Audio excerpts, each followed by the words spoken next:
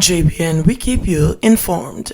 I am Michelle Jones, and in the news, 16-year-old girl gone missing in St. James, and a non-alert alert has been activated for 16-year-old Tanisha Thomas of Lilliput District in St. James, who has been missing since Wednesday, June 9. She's of dark complexion, slim build, and about 175 centimeters, or 5 feet 9 inches tall. Reports from the police are that Tanisha was last seen at home at about 1 p.m., dressed in a brown blouse, blue jeans pants, and a pair of brown slippers. She has not been heard from since. All efforts to contact her have been unsuccessful. Anyone knowing the whereabouts of Tanisha Thomas is being asked to contact the Barrowtown Police at 953-7899, the Police 119 emergency number, or the nearest police station. Businessman reportedly shoots son during dispute in Clarendon.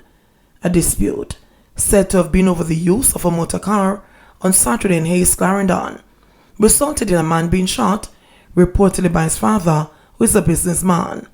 The wounded man, said to be in his 20s, was assisted to the hospital where he was admitted for treatment.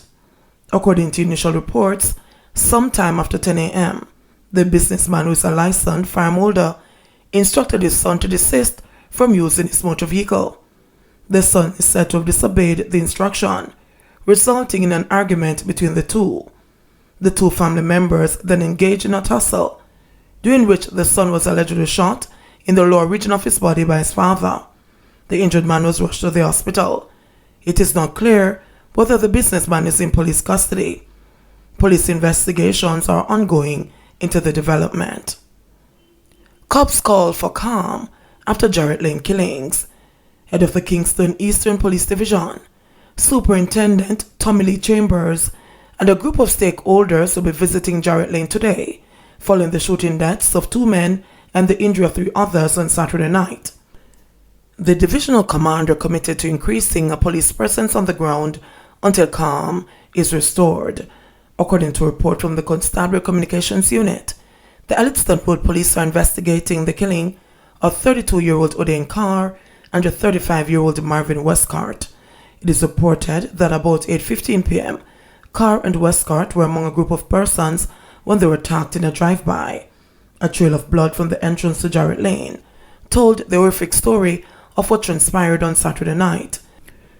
A resident said that except for Carr, who died on the spot, the blood-soaked men had run for their lives before collapsing. When Marvin run past me, him say him get shot in them hands, so we never bother pay him too much mind and start attend to the other one who was on the ground. At that time, him never realized him get shot all over him body. So if right now we hear say him dead, the resident who requested not to be named said. Saturday's incident is the latest in a series of flare-ups in recent weeks that have resulted in the deaths of at least 6 persons and the injury of several others. Murders in Kingston Eastern have surged by 62%, or from 29 to 47 year on year. Jamaica's national murder count is 5% higher in 2021, with 728 deaths up to July 7. Last year, 695 people were murdered over the corresponding period. St. James residents staged major protests over poor road conditions.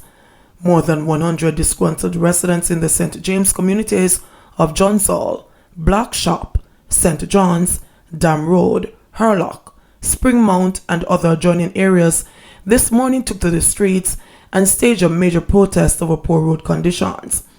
They came out from as early as 6 o'clock and blocked all the major entrances and exits to the areas, including the main stretch of roadway, which leads from Montego Bay through to Tucker, Johns Hall, and Springmount, and into St. Elizabeth.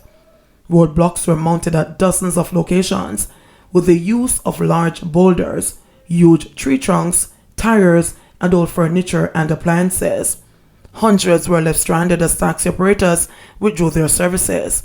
The protesters say they have been suffering for more than 5 years with the deplorable road conditions and vow to continue their action until the situation is addressed by their political representatives.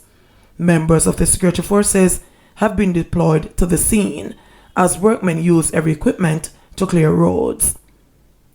Trial delays and acquittals annoy Chang. National Security Minister Dr. Horace Chang has lamented the pace of investigations and prosecutions of alleged criminals, suggesting that institutional hurdles inside and outside the police force are to blame for trial delays and acquittals. Chang championed the passage of robust laws like the proposed Emergency Security Measures Act (ESMA), which has still been tweaked by the Holness administration, as key to overcoming the legislative and prosecutorial woes of the state.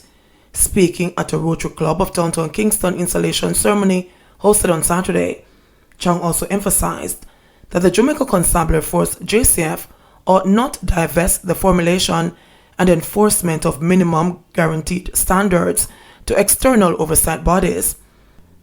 That assertion appears to be referencing the Independent Commission of Investigations, the police watchdog that has often had a tumultuous relationship with the constabulary. Complaints against the police have soared in the comments disclosed, with reports climbing 48% from 625 in 2019 to 930 in 2020.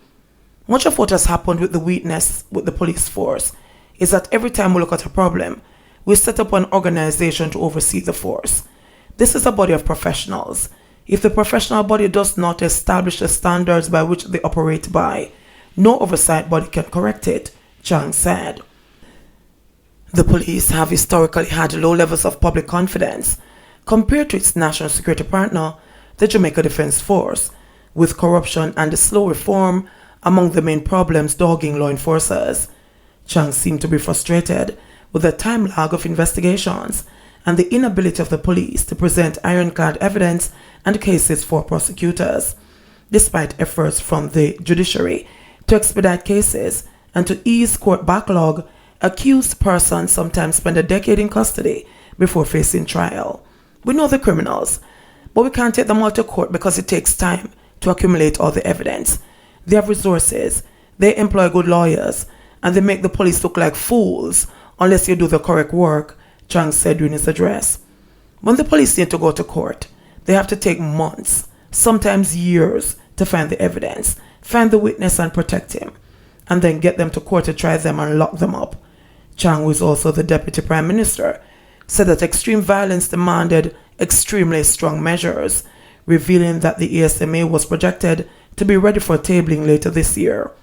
The government has two major pieces of legislation at its fingertips, one governing states of emergency and the other zones of special operations. States of emergency have not been reimposed since their lapse on the eve of the September 2020 general election, and their use has been further compromised by a court ruling dooming certain detentions as unconstitutional. The government has, however, said that it has retained the right to have states of emergency declared if security officials make the request. It is not clear what latitude the ESMA might give the Holness administration that it does not currently have on the states of emergency and the zones of special operations. Chang also revealed that the planned construction of a new police headquarters in no man's land, Kingston, will go ahead despite funding delays caused by the COVID-19 pandemic. Construction will begin as soon as the funds are available, as lands have already been acquired. Jamaica recorded 37 new COVID cases, 1 death. The country recorded 37 new COVID-19 cases yesterday and 1 death, bringing the infection total to 50,757 and the total deaths to 1,131.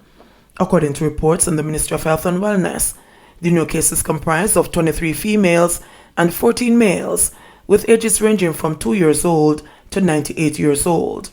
These cases were recorded in Westmoreland 11, Hanover 7, St. James 5, St. Elizabeth and Kingston and St. Andrew 4 each, St. Catherine 3, Manchester 2, and Clarendon 1. Dead is a 70-year-old male from Kingston and St. Andrew. Jamaica had 1,029 recoveries, bringing the total to 40,029, resulting in 9,237 active cases. Currently, 92 people are hospitalized, 10 of which are critically ill, while 27 are moderately ill. JBN, we keep you informed. Please remember to subscribe, like, share. JBN, we keep you informed. Please remember to subscribe, like, share, leave us a comment, and click the notification bell to receive our daily news items.